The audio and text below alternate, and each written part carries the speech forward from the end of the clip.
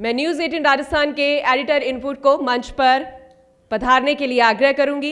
अमित भट्ट, आप मंच पर पधारें और हमारे बीच पधारी हमारी मुख्य अतिथि ममता भूपेश जी, आप मंच पर आएं और इस सेशन को आगे बढ़ाएं। न्यूज़ 18 की तरफ से मैम हम आपका बहुत बहुत स्वागत करते हैं। हमारा सेशन है महिला सशक्तिकरण के बढ़ते कदम। 20 साल पहले ये हमारे यहाँ पर महिला नीति लाई गई थी और इस बार नई महिला नीति लाई गई है। मैं महिला सशक्तिकरण को लेकर के आपका क्या विचार है कि महिला सशक्तिकरण एक्चुअली क्या है, एज अ सरकार, as a minister, being a woman?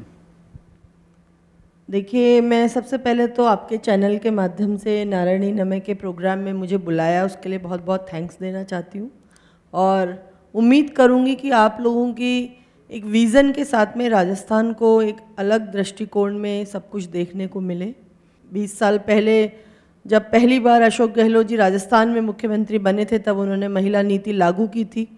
2013 में जब वो पुनः दोबारा मुख्यमंत्री बने तो उन्होंने बालिका नीति लागू की और आज फॉर्चुनेटली हम लोगों ने मेहनत करके दोनों नीतियों को मर्ज करके महिला नीति राजस्थान के लिए 21 साल बाद वापस मुख्यमंत्री जी के अशोक गहलोत जी के नेतृत्व में ये नीति हम लोग तीसरी बार लेकर आए हैं।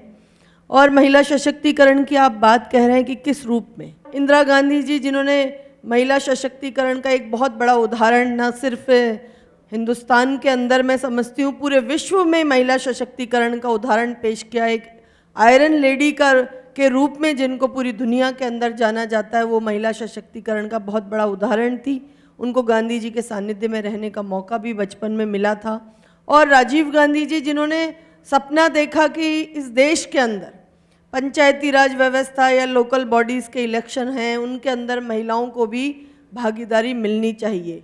जब राजीव गांधी जी प्रधानमंत्री इस देश के बने थे, उससे पहले महिलाओं को प्रजातंत्र के अंदर निचले स्तर के ऊपर कहीं उनकी भूमिका नज़र नहीं आती थी। एक मैं पुरुष सत्तात्मक सिस्टम इस प्रदेश के अंदर चलता था, कोई महिलाओं को घर के बाहर नहीं निकलने देता था, घूंघट में रहने देते थे।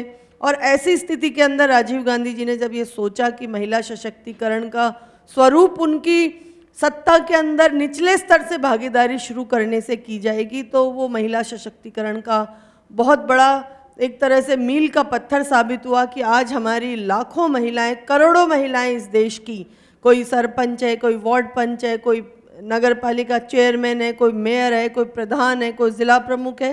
तो ये सब चीज़ें जो हम लोगों को देखने को मिल रही हैं, निश्चित तौर पे इसी को महिला सशक्तिकरण कहा जाएगा कि सत्ता में हमारी भागीदारी है, सत्ता में हम लोग अपने स्तर पे नियम बना सकते हैं, क्या हमें अच्छा लगे वो हम कर सकते हैं। इसको महिला सशक्तिकरण का रूप निश्चित तौर पे कहा जा सकता है। तो मंत्री जी, पॉलिटिकली जो अवेयरनेस है और पॉलिटिकली जो उनको महिला को एक स्थान, उनका जो हक है वो दिया जाना सुनिश्चित किया जा रहा है पॉलिसीज़ के जरिए। ये एक महिला सशक्तिकरण का एक महत्वपूर्ण पहलू है। लेकिन अभी थोड़ी देर पहले भी चर्चा हुई और हम देखते भी आए हैं ये कि इस सब के बावजूद कहीं ना कहीं वो एक तरह से पूरी तरह से उसकी जो अधिकार है उसको पूरी तरह से वो मिल नहीं पाता है। हम देखते हैं कि कहीं पर सरपंच पति की अवधारणा अभी भी चल रही है, प्रधान पति की अवधारणा अभी भी चल रही है। आप अब चूँकि मंत्री हैं तो अब एक क्षेत्र विशेष तो आप जैसे सीमित नहीं रह गई हैं कि सपोर्टर या वहीं सिकराय या उन जगहों के लिए आप पूरे राजस्थान में आप अपने जो है वो दौरे करती हैं। तो उन दौरों के दौरान आपने क्या इस तरह की चीज़ें महसूस की हैं, और अगर महसूस की हैं तो आपको क्या लगता है कि उन चीज़ों को किस तरीके से दूर किया जा सकता है ताकि प्रदेश में वुमेन एम्पावरमेंट जो है उसको इंश्योर किया जा सके?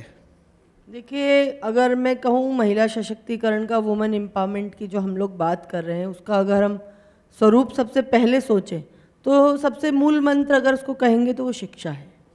हम लोगों को शिक्षा के प्रति प्रेरित होना भी चाहिए और करना भी चाहिए। अगर शिक्षित हमारी बच्ची होगी, बेटी होगी, तो निश्चित तौर पे उसके अंदर एक ललक पैदा होगी, एक भावना उसके अंदर एक पैदा होगी, जागृति पैदा होगी कि मैं आज पढ़ ली लिख ली, मैंने डिग्री ले ली, मैं ग्रेजुएट हो गई या पोस्ट ग्रेजुएट हो गई, तो अब मुझे नौकरी करनी है, मुझे घर से बाहर निकलना है, मुझे सोशल सिस्टम के अंदर अपनी जगह बनानी है। तो मैं समझती हूँ मूल मंत्र हमारा शिक्षा है, तो हमें शिक्षा के प्रति प्रेरित होना चाहिए। पोषण से रिलेटेड जो इश्यूज हैं उनके लिए सरकार की तरफ से बतौर सरकार के प्रतिनिधि आप क्या सोचते हैं और क्या आप उनका समाधान देखते हैं?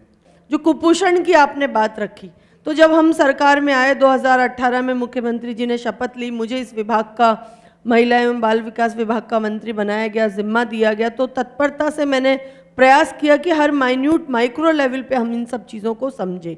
और दक्षिण राजस्थान के जो हमारे ट्राइबल इलाके हैं, जहाँ हम लोगों ने सर्च किया कि कौन कौन से ज़िले हैं जहाँ अति कुपोषित बच्चे और अति कुपोषित माताएं हैं, तो 5 ज़िले हमारे आइडेंटिफाइड हुए। इसमें 12 हमारा सहरिया जिला, उदयपुर, प्रतापगढ़, डूंगरपुर, बांसवाड़ा, जहाँ सबसे ज़्यादा अति कुपोषण बच्चों में और माताओं में देखने को मिलता था।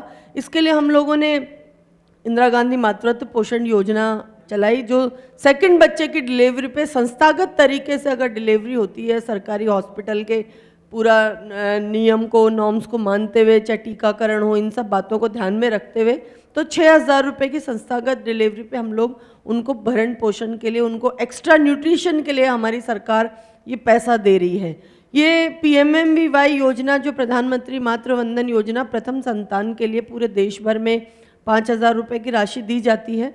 लेकिन राजस्थान एक फॉर्चुनेटली मैं समझती हूँ हम लोग खुशकिस्मत हैं कि इन चीज़ों तक हम पहुँचे, और हमने राजस्थान को देश भर में पहला ऐसा राज्य बनाया है जो सेकंड डिलीवरी पे हम लोग 6,000 रुपये दे रहे हैं अति कुपोषित जिलों के अंदर। अगर सरकार को एक परिवार माने तो हमारी सरकार की इकलौती महिला मंत्री हैं, तो आप परिवार में महिला की भूमिका आप समझ सकते हैं क्या है, कितनी इम्पोर्टेंट है।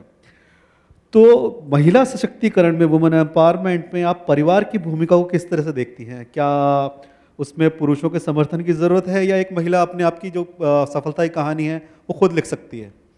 मुझे नहीं लगता कि महिला के सफलता की कहानी में उसको पुरुष की आवश्यकता होगी। हमेशा आप सुनते भी होंगे भट्ट साहब की, कहा जाता है कि हर पुरुष की तरक्की के अंदर पीछे उसकी महिला का हाथ होता है।